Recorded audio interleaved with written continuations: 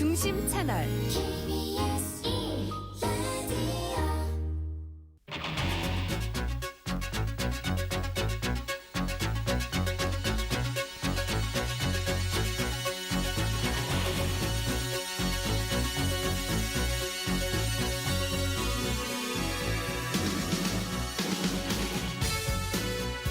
여러분 안녕하십니까? 성경의 경제쇼 성경 아나운서의 개인 사정으로 오늘 하루 대신 진행을 맡은 아나운서 오원종입니다.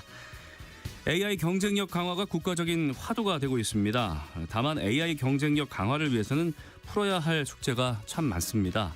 그중에 하나가 바로 전력을 대규모로 확보해야 하는 건데요. 최근 방한한 손정희 소프트뱅크 회장이 한국의 AI 잠재력은 크지만 에너지가 결정적 약점이라고 할 만큼 데이터 센터 구축부터 데이터 센터에 필요한 전력 공급을 위한 전력망까지 해결해야 할 과제가 많습니다.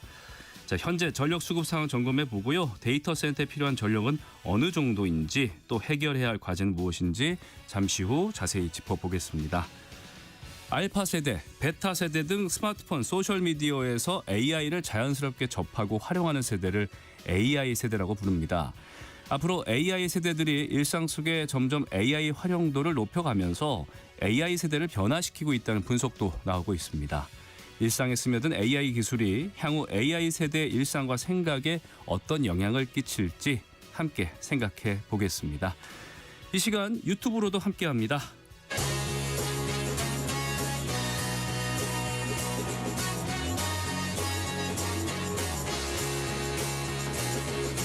경제 시야를 넓혀드립니다. 투자의 지름길을 안내합니다. 돈 되는 정보를 발견하는 시간. KBS 1라디오 경제쇼. 네, 먼저 오늘의 경제 뉴스 살펴봅니다. 경제 뉴스 브리핑 손석구 경제평론가와 함께합니다. 안녕하십니까? 네, 안녕하세요. 자, 미국 연방준비제도의 금리 결정 하루 앞으로 다가와서인가요? 오늘 코스피 혼조세를 보이다 결국 하락 마감했죠? 네, 아무래도 이제 빅 이벤트를 앞뒀기 때문에 긴장감, 경계감 이런 것들이 시장에 반영된 날이었다. 네. 이렇게 봐야 될 것 같습니다. 종가 말씀드리면 코스피는 0.21% 하락해서요.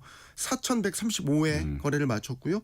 코스닥은 상승했습니다. 0.39% 올라서 935포인트의 거래를 마쳤습니다. 수급을 보면 오늘 외국인이 매수에 나섰는데 네. 개인과 기관의 매도세를 버티지 못했습니다.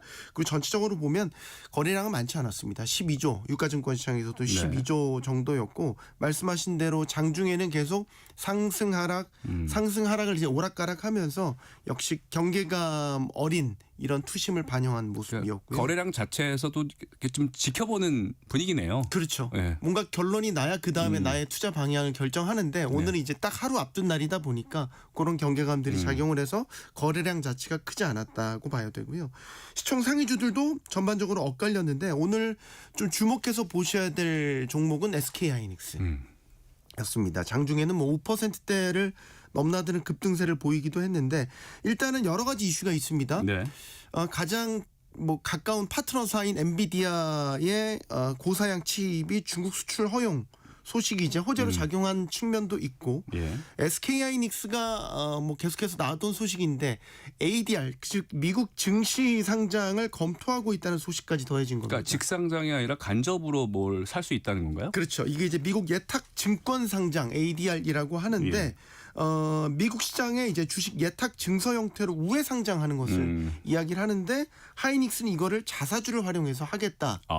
라는 이제 그 소식이 시장 내에 퍼진 거고 여기에 대해서 하이닉스는 이제 확정된 사항은 없다라고 이제 공식 입장을 내놓긴 했는데 일단 시장에서는 매우 유력하게 보고 있습니다. 또 오늘 밤 미국 연준이 연방공개시장위원회를 통해서 기준금리를 결정하게 되죠. 현재는 0.25%포인트 인하할 것으로 시장은 강력하게 보고 있기는 한데 일각에서는 빅컷 50bp 인하 가능성도 나오고 있습니다. 케빈 해싯 백악관 국가경제위원장이 차기 연준 유력 후보로 점쳐지고 있지 않습니까? 이 해싯 위원장이 또 그런 얘기를 하면서 지금 또 시장을 한번 또 달구는 이런 모습까지 보였기 미리 인터뷰에서 때문에. 여러 가지 얘기들이 나왔었어요. 네, 그렇습니다. 굳이 안 해도 될 말 같은데 또 했더라고요. 이외에 이제 연준이 내놓게 되는 내년도 점도표를 통해서 보는 내년도 금리 향방 또 경제 전망 이런 것들이 시장은 주시할 것으로 보입니다. 투자자들 입장에서는 내일이 진짜 살 떨리는 하루가 되지 않을까 싶습니다. 네, 그렇습니다. 요즘 뭐 금값 많이 올랐다는 얘기들 하는데 보니까 은 투자가 수익률이 더 좋다고 해요. 네. 국제 은 가격 사상 최고가를 다시 경신했다고요. 네, 이제 사상 처음으로 온스당 60달러 선을 돌파했습니다. 현지 시각으로 9일이었고요. 뉴욕 상품거래소에서 국제 은 가격 온스당 60달러 돌파했고 현재 제가 들어오기 전에 보니까 61달러도 와. 넘었더라고요. 이제 은값이 올해 들어서 100% 2배 이상 올라서면서 금값 상승률을 크게 앞지르고 있습니다. 이제 금과 은이 같이 가는 동반해서 가격이 올라가는 경향이 있는데 최근 들어서 은값 상승세가 더 도드라지거든요. 그러니까 예전에는 금값이 더 많이 올랐었던 거죠. 그렇죠. 예. 근데 이제 이게 하반기 들어서 분위기가 살짝 바뀌기 시작하면서 지금은 은의 상승률이 더 탄력적으로 가는데 일단은 은이 이렇게 오르는 배경에는 역시 금리 인하 기대감이 자리를 하고 있는데 이 외에도 은은 구조적으로 공급이 부족하다라는 것. 그러니까 투자 수요가 좀 더 강하게 몰리는 거죠.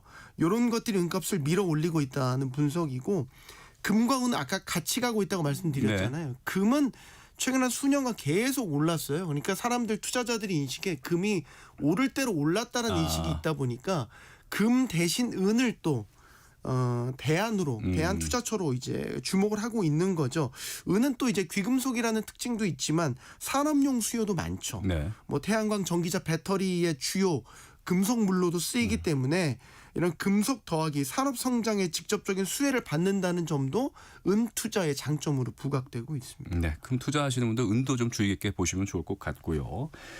부동산 대출 규제로 지난달 이제 가계 대출이 줄었는데, 근데 좀 역효과가 나타났어요. 이금융권으로 풍선 효과가 나타나고 있다고요. 네, 이게 이제 잘 뜯어봐야 되는데 일단 지난달 금융권의 전체 가계 대출은 전월보다 4조 1천억 원이 증가를 했어요. 우리가 이제 증가폭을 보거든요. 그 전월의 증가폭이 4조 9천억 원이었어요. 네. 그러니까 증가폭 자체는 줄어든 거죠.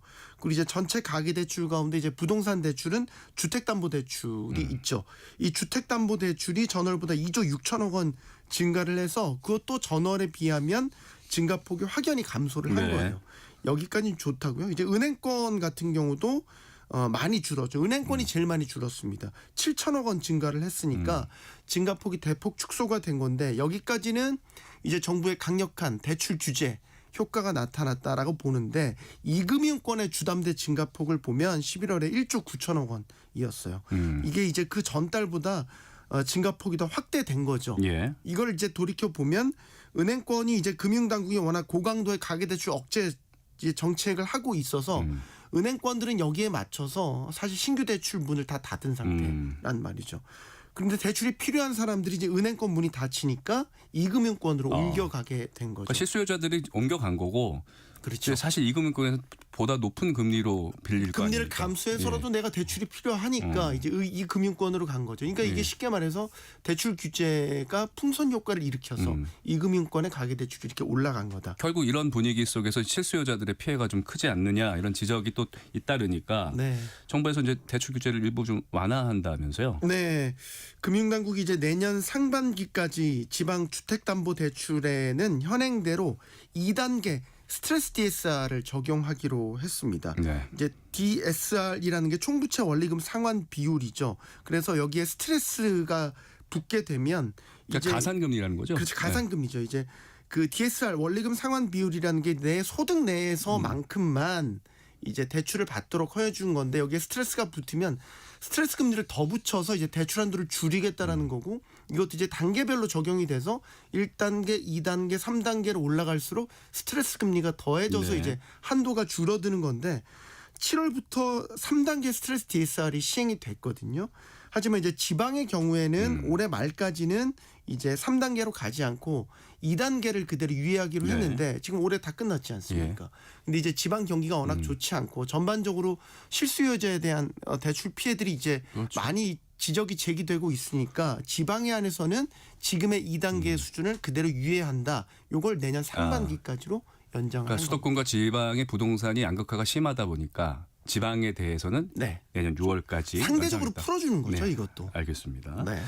그리고 이제 지난달 고용 통계 나왔는데 전체 취업자 수가 늘었어요. 근데 내용을 좀 들여다보면 약간 구조적인 취약점이 드러나 있지 않습니까? 네, 그렇죠. 우리 고용 시장의 딱 구조적인 취약점은 사실 코로나19 우리가 팬데믹을 거치면서 나타나고 있는 문제점들. 제조업, 건설업 고용 부진하다라는 거. 예.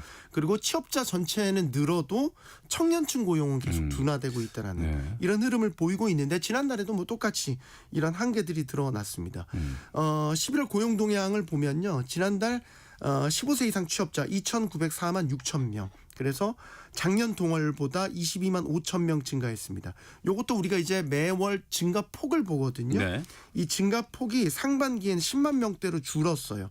그러다가 9월에 30만 명대로 확 갑자기 늘었다가 10월에 다시 10만 명, 19만 명대로 줄었다가 지난달에 다시 20만 명대로 이제 올라선 이런 흐름인 거죠.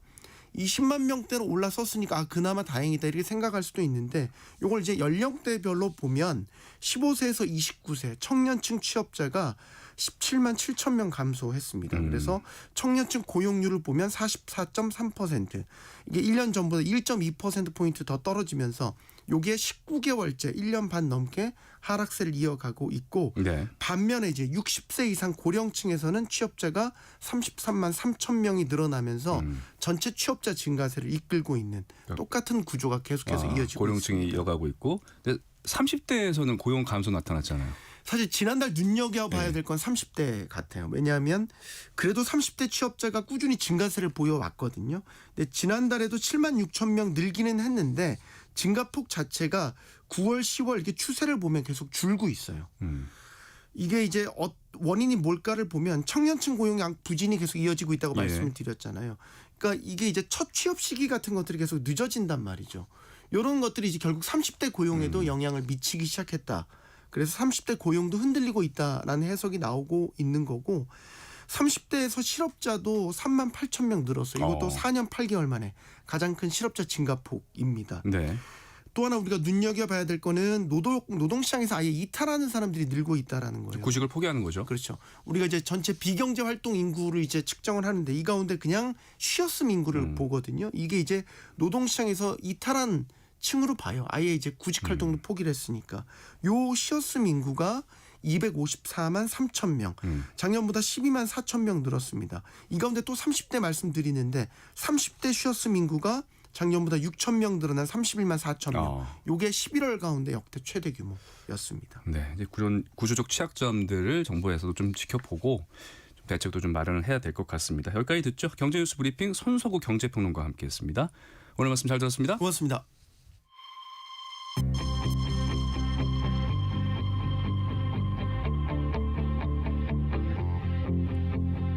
경제 전문가의 원포인트 레슨.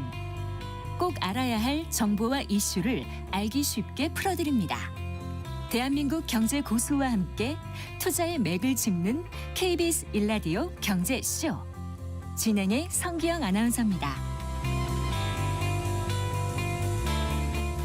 네, 정부가 AI 3대 강국을 목표로 다양한 노력을 기울이고 있는데요. 그중 하나가 AI 산업의 핵심 인프라인 충분한 전력 확충입니다.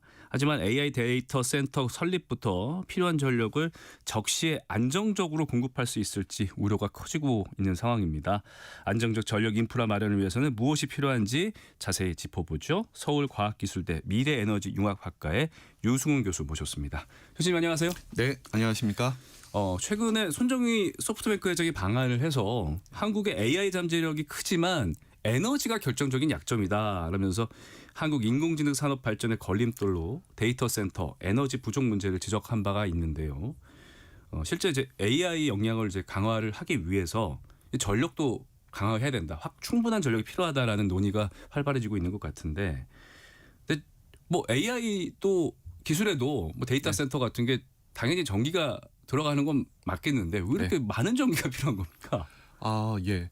예전에는 그 자료를 검색하면 단순 검색이었는데 지금은 생성형 검색을 하다 보니까 똑같은 키워드 하나를 검색하더라도 과거하고 다르게 지금 AI를 이용하게 되면 전기를 약 25배 정도 더 먹게 됩니다. 그러면 AI 데이터 센터가 늘어나면 늘어날수록 이제 전력 수요가 폭발적으로 증가할 수밖에 없고요. 또 우리나라는 특별한 상황이 하나 더 있는데요.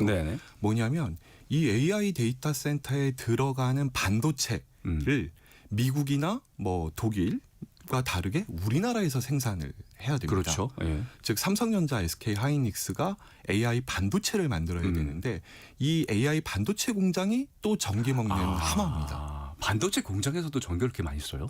그렇습니다. 오. 보통 공장이 뭐 평택에 가게 되면 이제 삼성전자 공장이 3개가 있는데요. 네. 공장 하나가 발전소 1개 정도의 오. 전기를 쓰고 있는데 현재 공장을 하나 추가로 짓고 있고 또 곧 2개를 더 지어야 되고 용인에도 우리나라 이 삼성전자, SK 하이닉스가 공장을 또 계속해서 새로 짓고 있는 상황이기 때문에 이 AI 반도체 공장에서 필요한 전기 또한 엄청나게 필요한 상황입니다. 그러니까 2배네요. 반도체 만드는 데도 필요하고 AI 데이터 센터 돌리는 데도 필요하고 맞습니다. 게다가 지금 AI 전력 수요는 더 기하급수적으로 늘어날 텐데 네. 사실 우리나라도 전력을 많이 생산하고 있잖아요. 근데 맞습니다. 그런 수요를 감당할 수 없을 정도인가요, 지금? 네. 우리가 예상과 달리 수요가 굉장히 좀 빨리 늘어나고 있는 중인데요. 올해 초에 이제 정부가 예측하기로는 매년 한 12.7% 정도로 AI 데이터 센터에서 전기 수요가 늘어나서 2038년이 되면 이 데이터 센터에서만 한 6배 정도로 전기가 늘어날 거다라고 예측을 하고 발전소 증설 계획을 수립했는데요. 예. 좀 시간이 지나고 나서 지금 보니까 AI 열풍 때문에 더 많이 늘어날 것으로 하긴 최근 몇 년 사이에 예상됩니다. 갑자기 늘어났죠. 더. 네, 맞습니다. 예. 그러면 사실 이제 전력 수급 계획이 이제 국가 단위로 네. 5년, 10년 내다보면서 차근차근 하는 건데 뭐 몇 년 사이에 AI 데이터 센터 얘기 나오고 AI 열풍을 불면서 이제 우리도 지어야 될 게 굉장히 많잖아요. 그럼 지금 예전에 만들어 놓은 전력 수급 계획이 아니라 현재 계획하고 있는 AI 데이터 센터가 얼마나 지어질지 또 그에 맞는 전력이 어느 정도 필요한지 이런 부분을 다 체크를 해야 되지 않겠습니까? 네, 물론입니다. 지금 어떻게 돼가고 있습니까? 그러니까 정부는 그 향후 15년 계획인 전력 수급 기본 계획을 예. 수립을 하고 있는데요. 올해 2월에 11차 계획이 발표가 났고 어저께 정부는 이제 12차 전력 수급 기본 계획이라고 해서 2040년까지의 이 전력 수요를 예측해서 발전소를 얼마나 지어야 될지와 관련된 계획을 어저께 착수를 했습니다. 여기는 이제 AI 데이터 센터 건립이 다 네, 들어가는 거죠. 다 포함해서 예. 그래서 2040년까지 수요를 예측하고 발전소를 어떻게 지어야 될 거냐. 이 수요를 예측하고 발전소 건설 계획을 확정하는 과정이 한 1년 정도 걸릴 것 같고요. 네. 이제 착수했으니까 아마 내년 말에 구체적인 계획이 나올 걸로 보입니다. 뭐 좀 구체적인 계획은 나온 건 없지만 그래도 좀 예상되는 내용들이 있습니까? 네. 현재 그 정부가 밝히는 것은 재생에너지를 대폭 늘리고 거기에 보조 전원으로 배터리를 대거 설치해서 ESS 말씀하시는 네, 거예요? 맞습니다. 배터리 ESS에서 일명 베스라고 하는데 네. 그거를 통해서 이 데이터 센터에 필요한 전기를 공급하겠다라는 것이 정부의 방침으로 보이고요. 네. 근데 그 방침이 조금 다소 아쉬운 거는 그럼 과연 AI와 관련해서 어찌됐건 세계 최강국은 미국입니다. 그렇죠. 그리고 두 번째 강국은 중국입니다. 우리가 미국과 중국보다는 많이 뒤처져 있는데요. 미국은 원전과 천연가스 발전소를 대거 더 지어서 데이터 센터에 전기를 공급하겠다는 입장이고요. 왜냐하면 데이터 센터는 24시간 전기가 필요합니다. 그렇죠. 그러니까 신재생 에너지는 사실 그 상황에 따라서 굉장히 다르잖아요. 그렇죠. 예, 예. 해가 뜰 때 바람이 불 때만 전기 생산이 가능하기 때문에 미국은 원전과 천연가스 발전소에 집중할 수밖에 없고요. 우리 가까운 중국은 석탄 발전소를 대거 지어서 AI 데이터 센터에 전기를 공급하겠다. 그건 좀 염려가 되는데 미세먼지도 결국 우리나라로 오게 되죠. 그리고 독일과 일본, 우리의 경쟁 관계에 있는 AI 경쟁력 순위가 고만고만한 나라들인데요. 이 독일과 일본은 천연가스 발전소를 대거 지어서 그걸로부터 AI 데이터 센터에 전기를 공급하겠다. 이런 방침을 밝히고 있습니다. 그러니까 기존 에너지를 만들어낸 시스템과 신재생 에너지를 좀 복합을 해서 이렇게 균형감 있게 가겠다라는 방침인 것 같은데 그래서 ESS도 그런 의미에서 나온 거 아니에요? 맞습니다. 예. 신재생 에너지 나온 거를 미리 저장했다가 쓴다고 하는 거니까. 근데 뭐 예를 들면은 이런 겁니다. 뭐 태양광은 사실 이용률이 15%밖에 안 되기 때문에 이 태양광 발전으로 데이터 센터에 전기를 공급하려면 필요한 전기의 7배에 해당되는 설비 용량을 갖춰야 되고요. 배터리도 그만큼 또 갖춰야 됩니다. 그러니까 7개 설비 중에 하나만 에서 만든 전기만 당장 쓰고 6개에서 만든 전기는 저장해 놨다가 나머지 시간에 써야 되다 보니 배터리 비용과 이 태양광 발전을 7배로 설치하는 이 비용이 상당히 많이 들어서 선진국은 재생에너지도 활용하되 화석연료 중에 그래도 온실가스를 가장 적게 배출하는 천연가스나 아니면은 미래에는 좀 시간이 걸리더라도 원전을 늘려서 대응하겠다라는 이 기조로 선진국들은 네. 진행하고 있습니다. 그러니까 말씀하신 거 얘기 듣다 보니까 뭐 태양열이나 뭐 이제 그런 ESS 부지 배터리 부지 같은 경우도 어쨌든 간에 면적이 필요한 거잖아요. 맞습니다. 그러다 보니까 이제 또 전국 곳곳에 AI 데이터 센터를 만들기 위해서 네. 부지 선정이 들어갔잖아요. 예. 근데 이제 수도권이 아무래도 가장 그런 수요가 많을 텐데 네. 수도권에서 오히려 반대 목소리가 높지 않습니까? 예, 맞습니다. 이 수도권에서는 지금 두 가지 현상이 나타나고 있는데요. 수도권에는 지금 전기가 모자릅니다. 그렇죠. 아무래도 집중돼 그래서 있으니까. 아예 데이터 센터 건설을 정부가 불허하고 있는 중입니다. 예를 들면은 작년부터 올해 사이에 인천에 24개의 데이터 센터를 설치하겠다고 정부에 허가 신청을 했는데요. 예. 전기가 부족하다는 이유로 24개 전부 불허했습니다. 그래서 좀 광주 쪽 밑에 어디죠? 네, 지금 해남 해남 쪽에도 쪽에 내려가고요. 예. 그리고 또 하나가 교육 시설에 들어가는 또 데이터 센터는 지을 수 있습니다. 수도권에요? 예, 수도권에도요. 그래서 서울대 그 시흥 캠퍼스에 네네. 데이터 센터는 이거는 허가를 받아서 착공을 하려고 했는데 동네 주민들이 다 반대하는 겁니다. 반대 이유가 뭔가요? 전자파가 나오고 소음이 발생한다. 라는 것이 이제 그 표면적인 이유인데요. 어찌됐건 이 수도권에 데이터 센터가 들어갈 때는 이 주변 지역 주민들이 전자파 소음을 이유로 반대하는 경우가 많아서 부지를 애써 마련하고도 사실은 착공을 하기 어려운 것이 또 현실이긴 합니다만 주민 수용성을 다 확보했다 하더라도 전기가 모자라서 수도권의 AI 데이터 센터가 입지하기는 거의 불가능한 상황입니다. 근데 실제로 전자파가 많이 나온다는 뭐 입증된 게 있습니까? 그렇지는 않습니다. 뭐 고압 송전 선로에서는 사실 전자파가 좀 나오긴 합니다만 그게 일종의 그 뭐 컴퓨터 같은 거와 이 데이터 저장 설비들인데 거기서 전자파가 정말로 나오고 그 나오는 것이 인체에 유해한 정도인지 이런 거와 관련해서 좀 과학적인 논의와 서로 토론하는 과정이 좀 필요한데 그 부분이 아직 충분히 안 돼 있는 거고요. 그러다 보니까 이제 막연한 두려움으로 막연한 두려움이죠. 시민들이 반대를 하는 거고 그래도 앞서서 이제 수도권에 데이터 센터를 지어놔도 전력이 부족하다고 했잖아요. 그 기반에는 또 송전망 그 맞습니다. 부분도 부족할 것 같거든요. 네. 결국 우리나라는 이 발전소가 새로 지금 지어지는 지역은 호남 아니면 영남입니다. 그렇죠. 근데 거기는 이미 전기가 남아 돌거든요. 그럼 이 전기가 수도권으로 와야 되는데 그러다 보면 중간에 지나가는 지역이 있습니다. 바로 뭐 전북이라든지 뭐 충남, 그다음에 충북, 그다음에 경기도를 지나야 되는데 여기 주민들은 내가 쓰지도 않을 전기를 위해서 우리 동네 100m에 달하는 고압 송전탑이 건설돼. 이러면 반대할 수밖에 없죠. 지하는 안 됩니까? 지하로 하면 좋은데 천문학적인 돈이 들어갑니다. 아시지만 우리나라는 산이 너무 많아서 많은 경우는 또 터널도 뚫어야 되고 돈이 너무 많이 들어야 되는데 한전이 여전히 누적 적자는 30조 원이고 부채가 200조 원이 넘다 보니 전체를 지중화하기는 상당히 어려운 상황입니다. 그러니까 송배전망이 어떻게 보면 또 현실적인 이유가 될 것 같고 그러면 수도권 말고 이외의 지역에서도 지금 AI 데이터 센터 건립이 되는데 그쪽에 송배전망 설치는 어떻습니까? 이 AI 데이터 센터가 비수도권의 발전소 인근으로 가면 사실 송전망이 필요 없고 배전망도 이미 갖춰진 경우가 많이 있기 때문에 문제가 안 됩니다.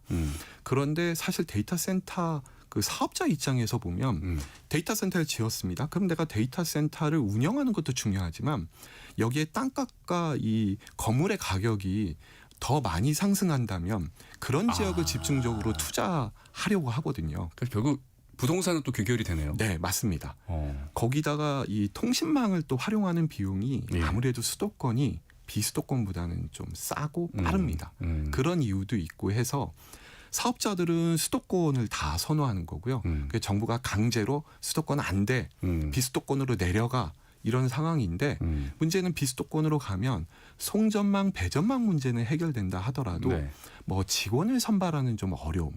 아무래도 이제 정주 여건이 수도권에 비해서는 좀 떨어지다 보니 이 데이터 센터들이 내려가려고를 안 합니다. 따라서 이 데이터 센터를 비수도권으로 보낼 거면 그쪽 지역에 정주 여건을 만들어주는 것도 중요하다. 즉 이 주택이라든지 교육이라든지 이런 부분에서의 어떤 획기적인 대책이 있지 않고서는 사실 이 데이터 센터를 발전소 인근으로 비수도권 보내는 거는 그렇게 만만치 않은 일입니다. 정부에서도 그런 부분을 고민을 할 것 같은데 사실 판교 테크노밸리가 성공한 게 그쪽 부동산적인 이점을 주면서 최첨단 그 기업들을 보내고 주변의 배우로서 베드타운을 잘 조성해 준 게 또 큰 맞습니다.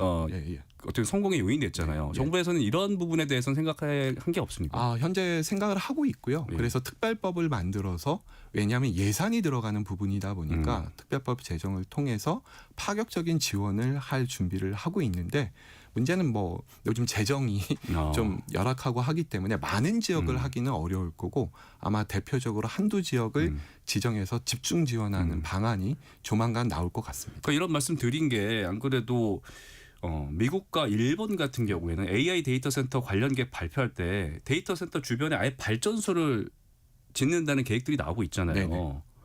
그 우리나라에서는 그게 정말 현실성이 없는 거예요. 이런 여러 가지 좀 재정을 투입하고 해서 정주 요건 마련하고 그래도요. 이게 그게 좀 차이입니다. 그러니까 이제 미국이나 뭐 독일, 일본은 이 수요가 필요한 곳에 천연가스 발전소를 짓고 거기에 데이터 센터를 입지시켜고 그 지역을 개발하는 이런 계획들이 진행이 되고 있는 반면에 현재 우리 정부의 기본적인 입장은 재생에너지 전기로 데이터 센터의 전기를 공급하겠다고 하고요.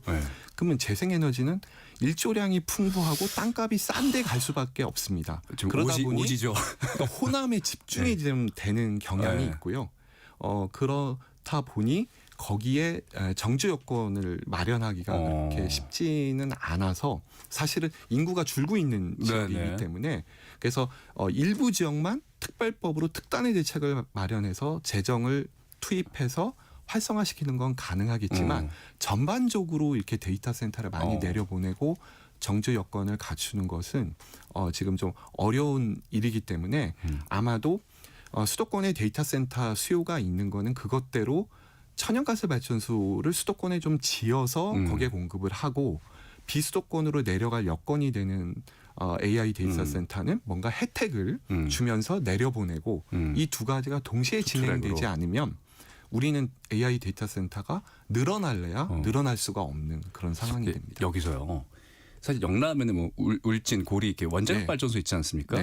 그 주변에다가는 어떻게 안 될까요? 그런 생각을 많이 하고 있는데요.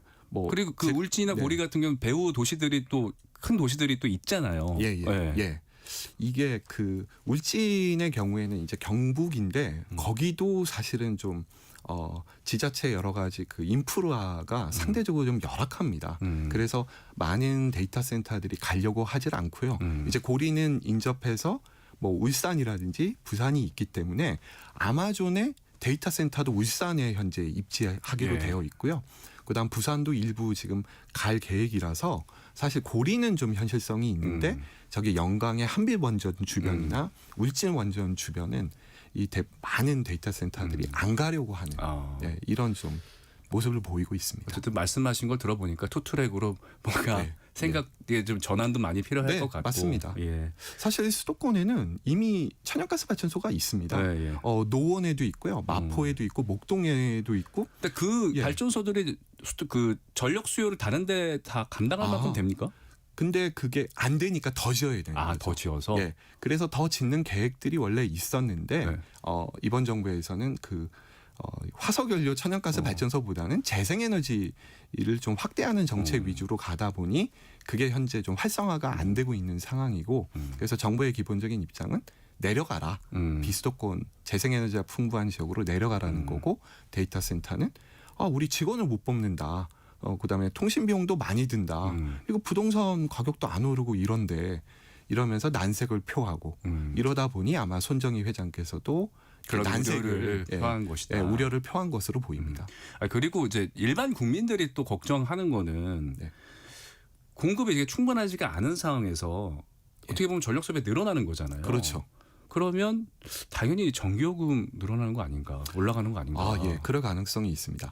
올해 9월에 블룸버그 통신에서 보도를 하나 했는데요. 미국입니다. 예. 그 미국에 어떤 일이 벌어졌냐면 데이터 센터가 좀 많이 있는 지역이 네. 전기 요금이 2배로 오른 겁니다. 아, 그러니까 데이터 센터와 일반 이 국민 소비자들이 전기를 서로 쓰기 위해서 경쟁을 하게 돼 버린 겁니다. 그러니까 뭐 피크 시간대 부하가 걸리고 뭐 이렇겠네요. 예. 그러면 결국 그 전기를 공급하는 사업자가 전기를 사오는 가격이 예. 올라가게 되고 그래서 전기 요금이 2배로 뛰어서 데이터 센터와 주민이 막 다투는 이런 일들이 미국에서 발생을 했는데 미국에 이렇게 주별로 보면 데이터 센터가 많은 주가 아무래도 전기 요금이 더 높은 이런 결과를 가져오는 모습을 볼 때 우리도 결국 데이터 센터가 늘어나면 전기요금의 인상 여지가 있기 때문에 좀 더 낮은 가격으로 안정적으로 전기를 공급하는 것이 굉장히 필요한 상황이고 그랬을 때 원전이라고 하는 것도 우리가 좀 고려를 재생에너지만 고집할 게 아니라 원전도 좀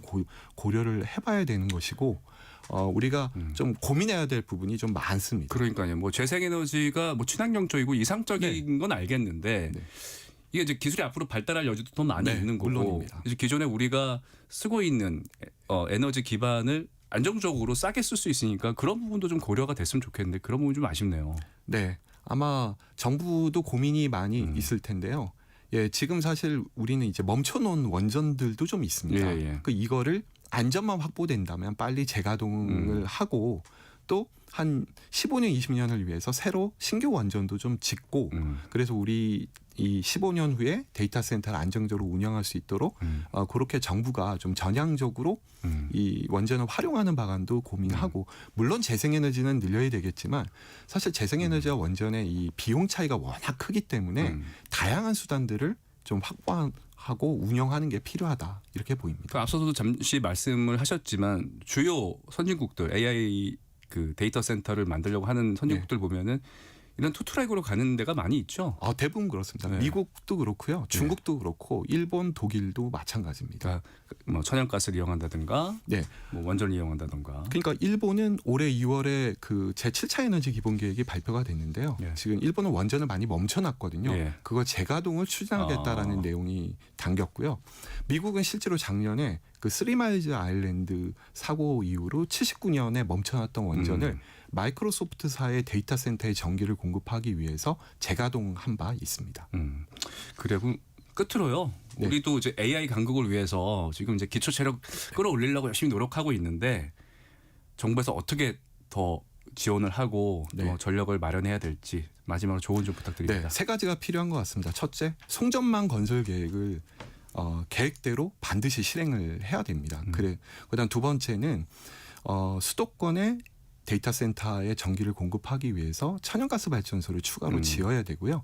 또 이 비수도권으로 내려갈 여건이 되는 데이터 센터들은 일종의 인센티브를 네네. 주고 발전소 주변으로 보내야 됩니다. 이 세 가지를 동시에 추구해야 됩니다. 아울러서 인재들을 위한 그런 네. 인센티브까지 필요해 맞습니다. 보입니다.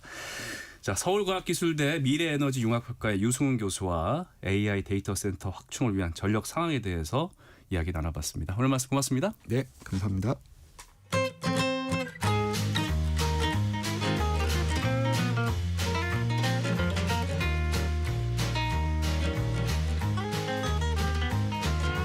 경제 맛집 투자 핫플. 지금은 돈 벌기 딱 좋은 시간. KBS 1라디오 경제쇼. 디지털 기술의 혁신으로 새롭게 창출되는 상품과 서비스가 우리 경제와 일상에 미치는 영향에 대해서 알아보는 디지털 이코노미 시간입니다. 오늘도 KDI 한국개발연구원 김동영 박사와 함께합니다. 박사님 안녕하십니까? 안녕하세요. 자, 오늘 어떤 내용 이야기해 볼까요? 예, 최근 제가 디지털 경제 이슈를 다루면서 아무래도 인공지능이 주제다 보니까 핫하다 보니까 인공지능이 우리 경제에 어떤 영향을 미치는가 이런 주제를 많이 사용을 했었는데요. 앞서서도 우리 인공지능 얘기했는데. 그렇죠. 뭐 요즘에 인공지능 얘기를 해야 이게 귀가 잘 들리는 것 같습니다. 네. 오늘은 좀 더 피부에 와닿는 우리 아이들에 관련된 이야기를 해보려고 합니다. 이 자라면서 AI가 생활 속에 자연스럽게 존재해왔던 세대를 AI 세대라고 부르기 시작을 했는데요. 이제 곧 크리스마스잖아요. 네. 올해 크리스마스 풍경부터 이 AI 세대라는 점이 크게 공감될지도 모르겠습니다. 예전에는 곰인형이나 로봇 장난감을 선물했다면 올해 선물하는 곰인형이나 로봇은 이제 말을 할 가능성이 높거든요. 이제도 말을 했어요. 버튼 누르면 몇 마디씩 하고. 근데 그 차원이 아니라는 거죠. 그렇죠. 네. 친구처럼 대화하는 AI 장난감이 네. 들어있을 가능성이 높습니다. 이 중국의 장난감 제휴사들은 이미 2025년을 AI 장난감의 원년으로 선언할 정도입니다. 그래서 오늘은 학교와 가정에서 AI가 아이들의 유년기를 어떻게 바꾸고 있는지 네. 무엇을 대비해야 되는지 이런 것도 알아보려고 합니다. 그래요. 그럼 먼저 이제 학교 이야기부터 해보겠습니다. 이제 AI가 교육 현장에 이미 많이 들어오고 있어요. 네. 그러다 보니까 이제 전에 없던 일들이 생기고 있지 않습니까? 맞습니다. 이 최근에 교사를 당황하게 한 사건이 알려졌는데요.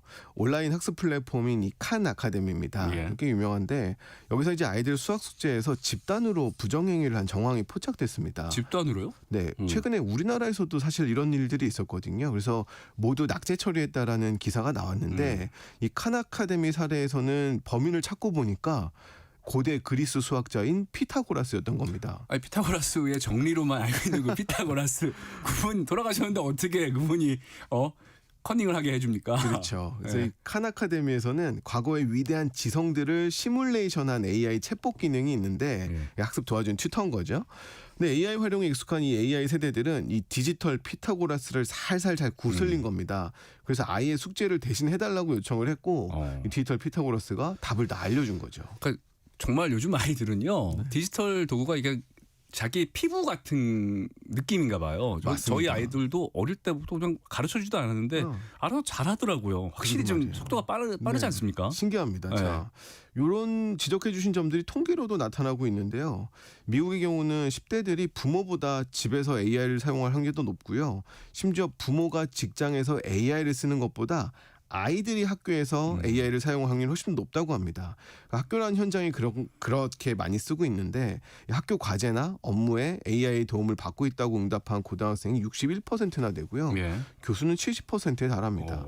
이제 AI 사용은 학교에서 금지되는 기술이 아니라 일반적인 표준이 되어가고 있는 모습입니다. 이게 대세를 따라가는 건가요? 아니면은 긍정적인 측면이 더 많아서 이 표준이 되어가고 있는 건가요? 그렇죠. 아무래도 긍정적인 측면을 조금 더 크게 보고 있는 것 같습니다. 예. 어떤 점들이 긍정적인가를 조망을 해보면 가장 큰 장점은 개인 맞춤형 교육입니다. 이 과거에는 부유층만 누릴 수 있었던 1:1 과외를 AI가 해주는 셈인데요. 네. 구글이나 마이크로소프트의 도구를 활용하면 아이들의 읽기 능력을 분석해서 텍스트 난이도를 자동으로 조절을 해줍니다. 그러니까 수준이 전혀 맞지 않는 책을 보면 우리가 이해를 할 수가 없다 보니까 지식이 축적되는 과정까지 이어지질 않는데 AI 도움을 받으면 지식에 대한 접근성을 크게 넓힐 수가 있는 겁니다. 그 과정에서 이제 개인화된 요소들도 넣을 수가 있는데요. 뭐 예를 들면 노동시장에 대한 경제학 수업을 하고 있는데 제가 손흥민에 대해서 관심이 많으면 손흥민의 사례를 이용해서 그 개념을 설명을 해주는 거죠. 그러니까 예시를 자기가 좋아하는 분야로 들어주는 거군요. 그렇죠. 이미 다 학습이 되어 있으니까요. 저에 대해서. 특히 중국에서도 되게 재밌는 현상이 있는데요. 2021년에 중국 정부는 방과 후 사교육을 금지했습니다. 이 과도한 경쟁에서 시달리는 부모들과 학생의 부담을 덜어주기 위한 조치인데 인간 튜터가 온라인에서 강의하는 것조차도 금지를 하고 있었습니다. 그렇다 보니까 AI 튜터에 대한 인기가 엄청납니다. AI가 탑재된 태블릿을 판매하는 이 항저우의 한 스타트업 매출이 1년 전에 비해서 10배나 증가했다는 소식도 들리고 있습니다. 그런 소식은 들리지만 실제로 저도 이제 그런 비슷한 기구들을 아이들한테 줘봤는데 사실 그렇게 막 썩 잘한다 이런 느낌은 안 들거든요. 맞아요. 사실 초기 단계여서 그런 점들이 있는데요. 읽기 분야만큼은 성공의 조짐이 보인다 이런 얘기들을 하고 있습니다. 이게 구글의 프로그램인데요. 요 해당 앱을 사용한 인도의 시범 운영 참가자들을 대조군하고 비교해봤더니 읽기 숙련도가 향상될 확률이 60%나 더 높다는 결과가 나오기도 했고요. 특히 언어 학습 앱들도 꽤 쓸만합니다. 이 마이크로소프트의 코파일럿을 사용한 이 나이지리아 학생들을 보니까 2년 동안 영어 공부한 것과 거의 유사한 수준의 실력 증가가 있었다라고 이야기하기도 했고 그러니까 애플리케이션 잘 골라야지 이걸 또 그렇죠. 수준 있게 할 수가 있는 거군요. 그렇죠. 게다가 인간하고 외국어를 얘기하는 게 조금 부끄러울 때도 있잖아요. 네네. 그런데 이제는 이런 앱하고 같이 대화를 하면서도 충분히 영어를 할 수 있다 보니까 실력이 굉장히 빠르게 늘고 있다라는 이야기들이 많이 들립니다. 그리고 가정에서도 아이들이 AI를 쉽게 만날 수 있게 된 것도 어떻게 보면 큰 변화라고 할 수 있지 않을까요? 그렇죠. 사실은 이제 아이들한테 AI 앱을 이제 쓰는 걸 허락해야 되나 말아야 되나 이런 고민들을 좀 하고는 있는데요. 이제는 아예 인형 같은 장난감에 들어오기 시작을 했습니다. 일단 앱들부터 설명을 해보면요. 어떤 애착 인형 사진을 갖고 있으면 그 사진이 걷고 말하는 영상으로 바꿔주기도 하고요. 카네기 멜론 대학 연구진들은 브릭 GPT라는 걸 만들어서 어떤 물체든 레고로 만들 수 있는 설명서를 만들어주는 그런 앱도 만들어내고 있습니다. 그챗 GPT 같은 게 오픈 소스를 따다가 여기다 놓은 거예요? 맞습니다. 에이전트 같은 거죠. 네. 근데 서구에서는 이런 업체들이 AI를 활용하는 방안에 좀 소극적입니다. 그래서 이제 여러 가지를 고민을 하는 건데 근데 이제 재미있는 장난감들이 하나둘 나오고 있는데 전 이게 재밌더라고요. 우리 그 분신사바 있잖아요. 볼펜 잡고 오셨나요? 하면 이제 막 손이 막 움직이잖아요. 네. 근데 요걸 이제 할로윈 장난감으로 언어 모델을 이용해서 죽은 자에 대한 질문에 답해주는 온라인 위자보드가 나오기도 서구에서 했습니다. 나왔다고 이게? 그렇죠. 우리 문화를 어떻게 알고? 서양에서는 신중한데 네. 아시아에서는 훨씬 더 적극적입니다. 일본에서는 목소리나 손길에 반응하는 뭐 햄스터나 미어캣 닮은 장난감들이 나오기도 했고요. 네. 중국이 가장 적극적입니다. 미국인은 32%만 AI를 신뢰한다라는 반응을 보이는데 중국은 72%나 AI를 신뢰한다는 반응들을 보이고 있습니다. 그러다 보니까 AI하고 장난감이 결합된 이 생산품이 굉장히 잘 팔리는데 이 선전의 장난감 어떤 협회가 있어요. 장난감 AI 협회가 있는데 이 징동닷컴하고 같이 온라인 판매 성장률이 400%가 넘다 보니까 이제 올 한 해를 AI 원년으로 삼겠다라고 발표를 하고 있기도 합니다. 네. 저도 이제 집에서 AI 종종 이용하거든요. 네. 여러 가지 돌아가면서 그러다 뭐 음성으로 해서 대화도 하고 그러는데 하다 보면은 좀 이상한 기분이 들 때도 있어요. 나보다 나를 더 잘하는 것 같고. 그렇죠. 네. 그렇죠. 그러다 보니 걱정이 되는 게 아이들이 AI 장난감과 이제 대화를 하게 되면 네. 분명히 뭔가 이제 아이 인성이나 이런 부분에 영향을 끼칠 수 있다라는 생각이 들거든요. 맞습니다. 일단 AI가 통제 가능하지 않은 부분들도 있어서요. 네. 분명히 얼굴은 곰인형이고 강아지여서 굉장히 귀엽게 생겼는데 갑자기 폭력적인 대화를 한다거나 성적인 대화를 하는 경우들이 계속 목격이 되고 있습니다. 그래서 관리가 좀 필요하다는 얘기들도 하고 있는데 우리가 오은영 선생님 나오는 프로그램 보면 그 코끼리하고 되게 대화를 잘하잖아요. 아이가 그렇죠. 속마음도 막 얘기하고 실제로 물론 그 코끼리는 성우가 뒤에서 얘기하는 거긴 하지만 그렇죠. 네. 근데 실제로 미국의 10대들을 대상으로 한 설문조사를 봤더니 절반 이상이 한 달에 몇 번이나 이 AI 친구와 대화를 나눈다고 하고요. 13%가량은 매일 대화를 나눈다라고 합니다. 그러다 보니까 이제 어떤 끔찍한 일들도 좀 생기고 나곤 있는데 미국에 있는 청소년들 한 40%가량이 부모보다 AI하고 대화하는 게 더 편해한다라는 결과도 있거든요. 그러다가 이제 결국에 어떤 우울증한 소년이 GPT하고 대화하다가 이제 스스로 목숨을 끊기도 했고 유서를 작성하는 걸 또 GPT로 썼다 그러더라고요. 그래서 참 이 AI라고 하는 것들이 굉장히 깊숙이 청소년들에게도 들어와 있구나라는 걸 알 수 있는 대목들입니다. 그 말씀을 듣다 보니까 영화 허도 좀 생각이 나고. 그렇죠. 예. 네. 근데 이제 부모보다 AI와의 대화를 더 선호한다. 비율이 높다. 이게 더 걱정인데 사실 AI잖아요. 네. 이게 진짜 인간은 맞아요. 아니니까 대화 상대가 AI랑 될 수 있나? 이런 맞습니다. 생각이 많이 들거든요. 이제 무서운 건 AI가 뭔가 성적인 대화나 폭력적인 대화처럼 기존의 알고리즘화되지 않은 방향으로 뭔가 이루어졌을 때는 오류라고 잡아낼 수가 있는데 진짜 큰 문제는 원래 설계된 대로 AI가 작동을 했는데 문제되는 경우들입니다. 어떤 경우냐면 사실 우리가 친구랑 대화를 하다 보면 내가 어떤 얘기를 했을 때 다른 얘기들을 반박도 하고 네. 거기에 대해서 설명도 하고 타협하는 과정들을 거치는 게 우리의 일반적인 대화인데 AI는 그런 게 없습니다. 그냥 내 말을 들어주고 내 말이 맞다고 하는 근거들을 계속 찾아주는 경우들이 많거든요. 뭐 약간 팩트와 허구를 좀 섞어가서 더 헷갈리게 할 수도 있을 것 같거든요. 맞습니다. 예를 들어서 어떤 친구가 축구를 좋아하면 사실 다른 친구가 너 야구도 해봐라고 할 수 있는데 축구가 좋은 이유만 계속 근거를 들어주는 거죠. 그럼 이 친구는 뜻밖의 발견을 통해서 새로운 걸 접할 수 있는 기회들이 없어지는 겁니다. 네. 좋아하는 것만 계속하는 어떤 편식의 상태에 놓는 거죠. 그리고 AI는 자신의 감정을 공유하지 않기 때문에 어떤 타인과의 협상이라든지 더불어 사는 법을 배울 수가 없습니다. 인간관계의 필수인 주고받기에 대해서 알 수가 없다 보니까 이 AI를 진짜 대화 상대라고 생각하는 것들은 상당한 우려를 표할 수 있는 부분입니다. 어떻게 보면 우리가 뭐 그 소셜 미디어에서 알고리즘에 빠져서 거기서 허우적대는 것과 비슷한 느낌을 받기도 하고 맞습니다. 소셜 미디어 이게 나와서 그런데요. AI 세대들 이 주의력에 대해서 얘기를 안 할 수가 없잖아요. 그렇죠. 이게 이제 고민형을 통해서 우리가 AI가 아이들의 정서적인 측면에 문제를 일으킬 수 있다면 사실 뇌 자체에도 영향을 줄 수가 있습니다. 이 브레인 롯이라는 단어를 들어보셨는지 모르겠어요. 로트가 이게 썩다 뭐 부패하다 이런 거 아닌가요? 맞습니다. 이제 뇌가 썩다라는 다소 자극적인 표현인데요. 사실 여기 지금 기다리고 있으면서 저 앞에서 저도 이제 뇌가 썩는 쇼폼 영상들을 이제 저도 모르게 이게 진짜 어른들도 보다 보면 맞아요. 계속 넘기고 있어요. 네. 내가 눈동자도 그 거의 흔들리지 않고 그게 주시를 맞습니다. 하면서 그러다 보면 시간이 1시간 지나가 있고. 그 분명 멈추고 싶은데 이게 안 멈추고 네. 계속 가는 경험들 우리 다 해봤잖아요. 물론 이제 한편에서는 머리를 비울 수 있어 좋다는 반응들도 있는데 우린 다 알고 있습니다. 그게 많은 낭비를 초래하고 있다라는 뇌에서 것들을. 도파민만 계속 나오고. 그렇죠. 근데 이제 경제학자들이 가세를 했습니다. 이 브레인 롯을 그러니까 계속 그러한 쇼폼을 보는 행위들을 절도 행위로 간주를 하고 있는데요.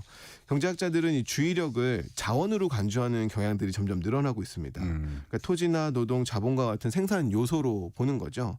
이 경제학의 언어로 표현을 해보면 주의력은 희소성과 경합성을 가진 생산 요소입니다. 그러니까 집중력에도 에너지가 필요하기 때문에 무한하지 않고 집중력을 이용해서 생산을 하기도 하고 여가 시간에 소비하기도 하죠. 이런 자원을 브레인롯에 쓴다면 사실 다른 곳에는 쓸 집중력이 없어진다는 그러니까 집중력도 겁니다. 총합이 있는데 그렇죠. 뭐 일도 해야 되고 밥도 먹고 이야기도 해야 되는데 여기서 너무 많이 써버리면 다른 거에 소홀해질 수밖에 없다. 맞습니다. 그런데 이러한 주의력이 정보가 많아질수록 많이 소비되기 때문에 정보가 많아지면 주의력의 부족이 필연적이어서 주의력을 효율적으로 배분해야 된다라는 것이 이 경제학자들의 설명입니다.